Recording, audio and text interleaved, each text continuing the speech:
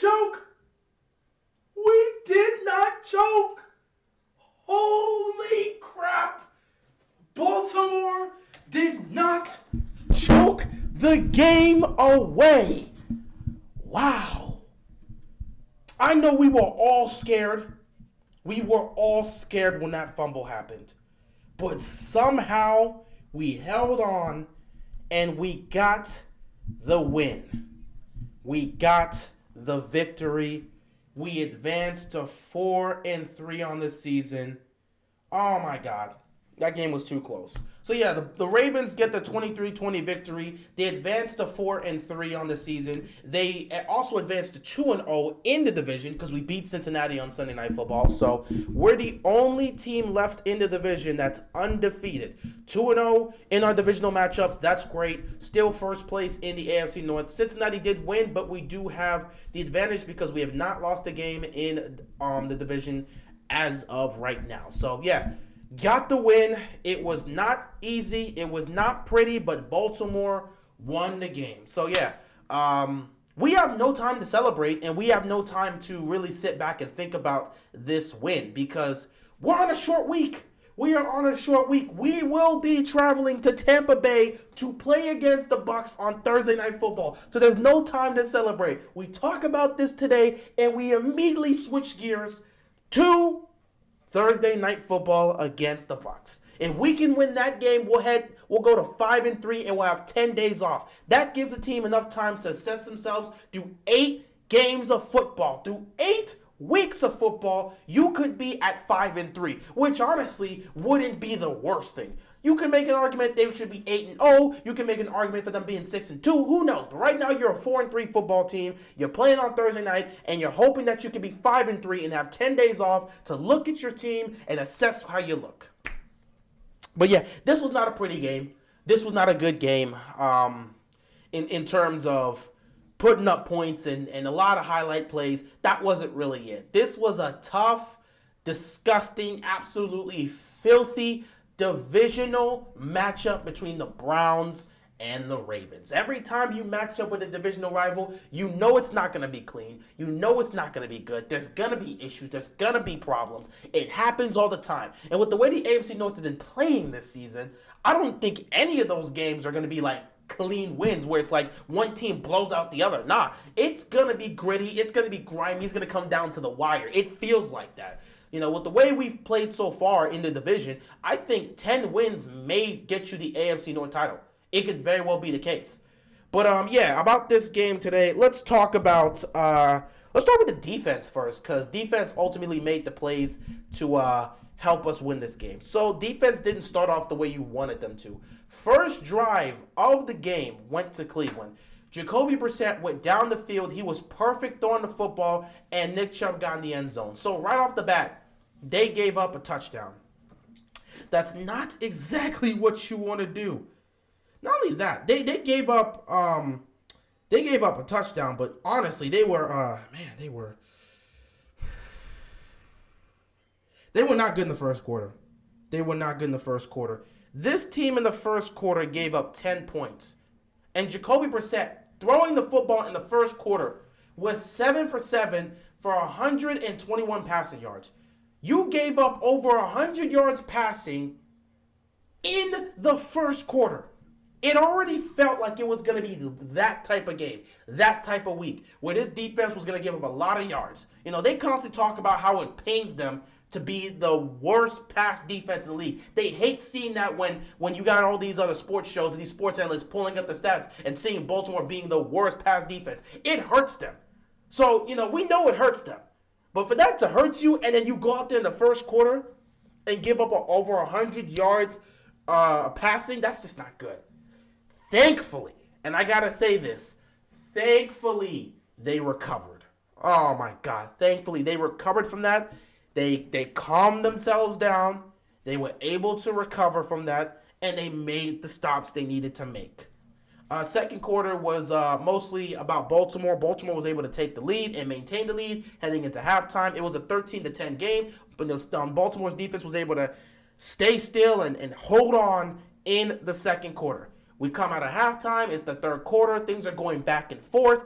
Baltimore is not playing as great as you would want them to, especially offensively. But the defense gives us a gift. They strip sack Jacoby Brissett, and they get the fumble recovery and put Baltimore's offense right in great field position. Baltimore puts points up on that. Let's say that. They put points up on that. But defensively, they showed up for the most part. They had 5 sacks. I didn't know this. They had 5 sacks. 2 of those 5 sacks went to Justin Houston, who at this point is by far our best pass rusher on the team. I mean, the guy has been doing his thing. First of all, glad to have Justin Houston back because we've been missing him for quite some time. He's missed several games. So it's great to have him back. He went out there and made his presence known. 2 sacks for him. Kyle Hamilton had a sack.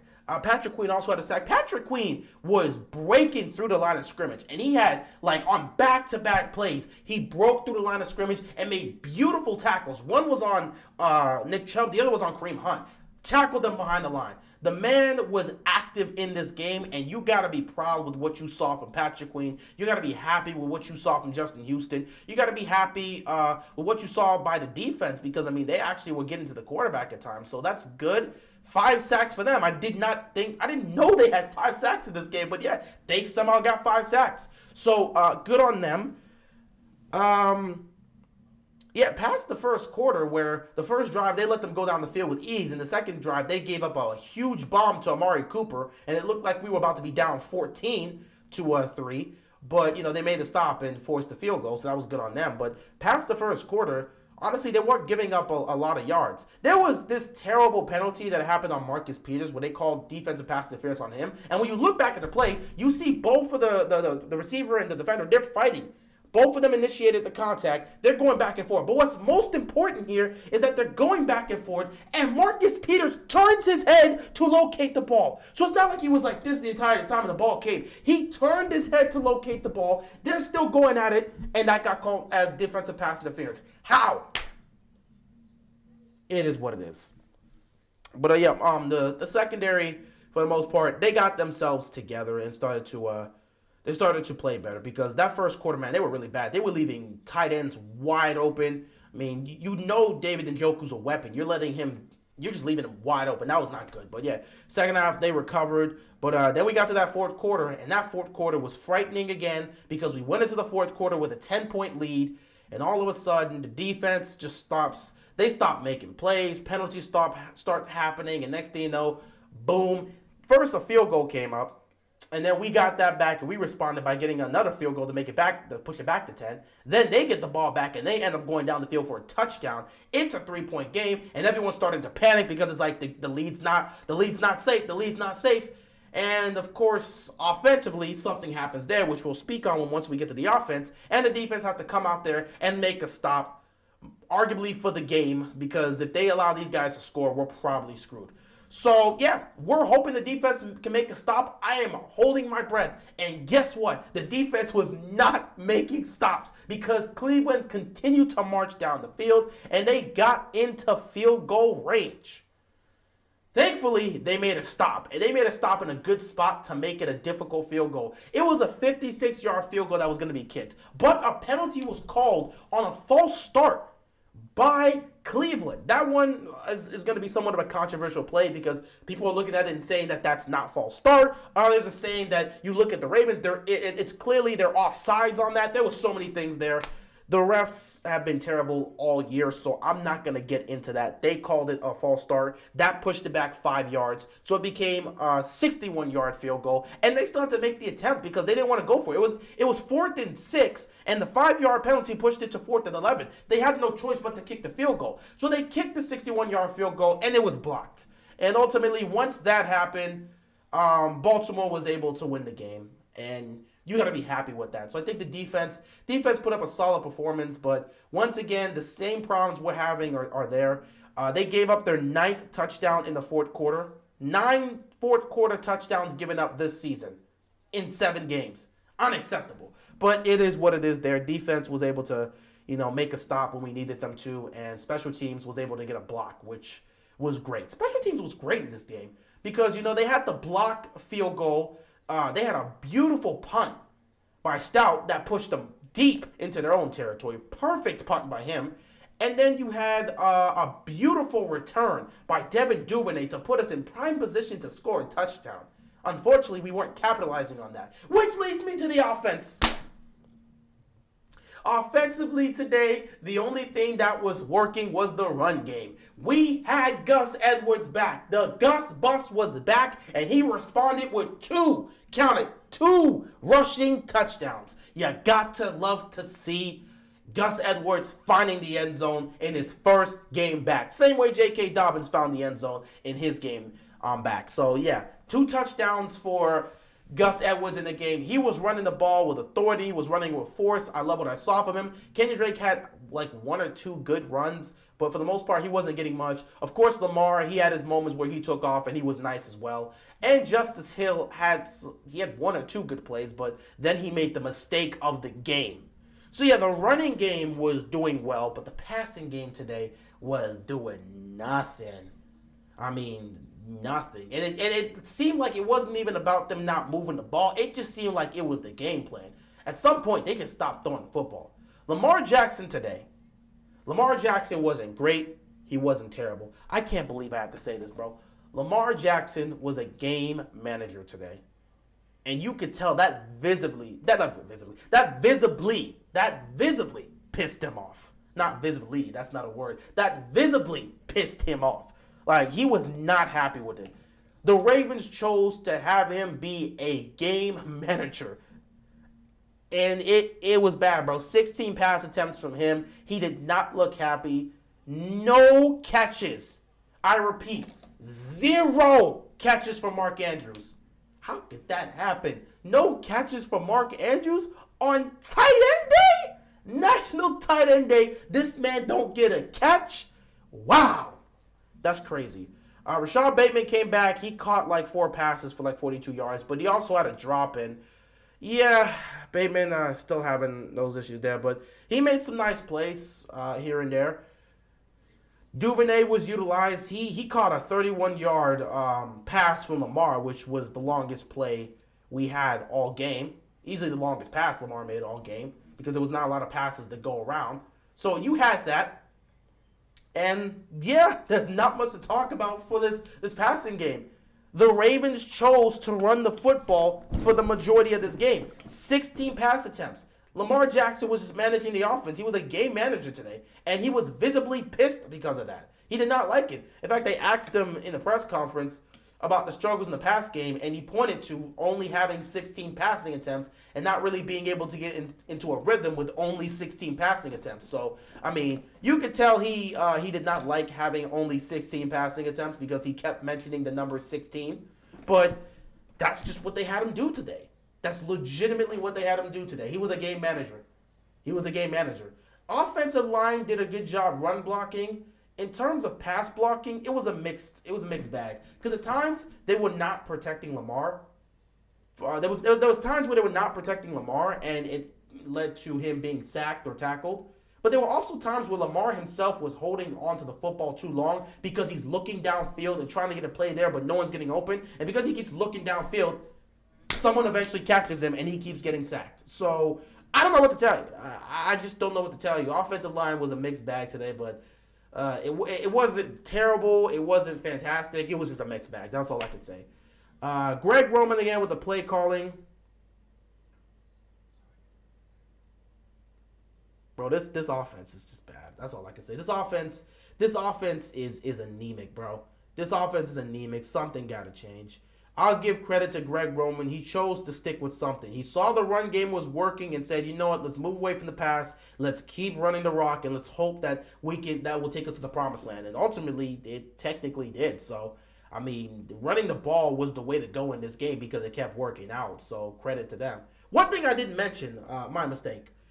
Baltimore wasn't handling the pass well early on, but they were doing a solid job handling the run. However, as the game went on, you can only hold Nick Chubb for a certain amount of time. Nick Chubb had the opening touchdown run, so that was good on him. And then later on, when they got the other touchdown, it was Kareem Hunt. So both of Cleveland's backs scored. Both of them had a rushing touchdown. I guess good on them for that. But yeah, back to the offense. Yeah, this offense is anemic, bro. This passing game is not gonna take you places. I'm sorry. I've talked about them needing to make a change. If they're gonna make a change, Greg Roman's gonna be the one that gets sacrificed. He's gonna be the one that gets fired because like if something needs to change, it'll have to be that offense, man. That offense, especially the passing game, bro, it's just not there. And if you think you're going to win a Super Bowl like that because they still believe they're Super Bowl contenders, they still believe they can get to the promised land, if they truly believe that, they need to assess this offense because that offense today is not good enough to get you to where you want to get to. This was an ugly game, but you still found a way to win. But yeah, speaking of how the offense went, let's talk about the flow of the game. First quarter, the offense had 3 points, weren't exactly playing well.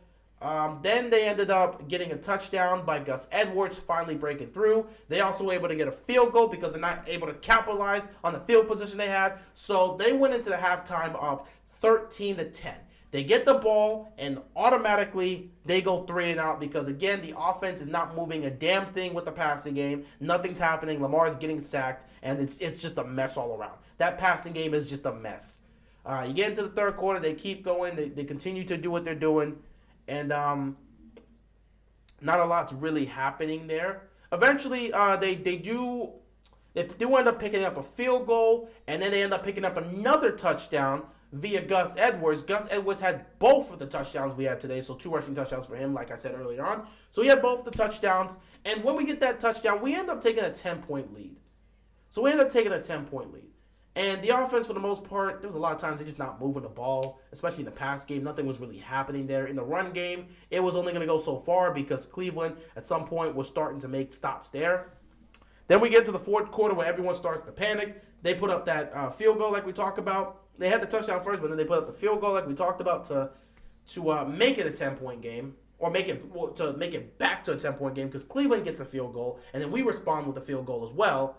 And they get the touchdown, and all of a sudden the clock is winding down. They was sitting there watching this offense and saying, you got to go down the field and score a touchdown to ice this game. If you make it a 10-point game once again, Cleveland is going to lose this football game. So they're going down the field, and they're going down the field, and they're going down the field, and they're going down the field. They get into Browns territory. They get into field goal range. They're approaching the red zone. And then whop, at the worst possible moment, Justice Hill fumbles the ball. When Justice Hill fumbled the ball, I legitimately thought we were about to have a repeat of the Giants game. A turnover in a crucial situation that's going to lead to the Browns taking the lead. So that fumble happened, and Justice Hill was just on the sideline, dead silent. He couldn't say anything. He knew he screwed up. But defense puts them in a tough position. That puts the Browns offense in a tough position. They got to kick a 61-yard field goal, and they made the block. And let me tell you, bro, they made the block, and the camera immediately panned to Justice Hill, who was celebrating because he knows that special teams just bailed him out. Oh, my God, if we would have lost the game, he would have got absolutely destroyed and ridiculed. So he got saved. Defense makes a stop. Offense comes out here and pretty much puts the game on ice. All right. Well, they almost put the game on ice. Let's say that.